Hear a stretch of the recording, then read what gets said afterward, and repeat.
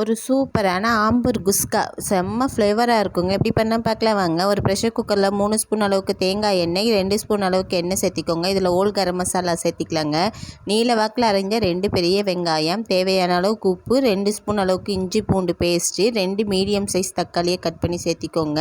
இதில் ஒரு கைப்பிடி அளவுக்கு புதினா, ஒரு குழிக்கரண்டி அளவுக்கு தயிரை சேர்த்து நல்லா வதக்கிக்கோங்க. எதுவுமே கலர் மாறக்கூடாது. 1 ஸ்பூன் அளவுக்கு கரம் மசாலா, ரிமைண்டர் பிரியாணிக்கு தேவையான அளவுக்கு உப்பு சேர்த்திக்கலாம். ஒரு மிக்ஸி ஜாரில் 1 மூடி அளவுக்கு தேங்காய், அதில் 4-5 பச்சை மிளகாய், 1 ஸ்பூன் அளவுக்கு சோம்பு, 4-5 ஏலக்காய் சேர்த்து ஃபஸ்ட்டு பால் 2ஆம் பால் சேர்த்து எடுத்துக்கோங்க. 1 டம்ளர் சீரக சம்பா அரிசிக்கு 2 டம்ளர் தண்ணின்ற ரேஷியோவில் அளந்து ஊற்றிக்கலாங்க.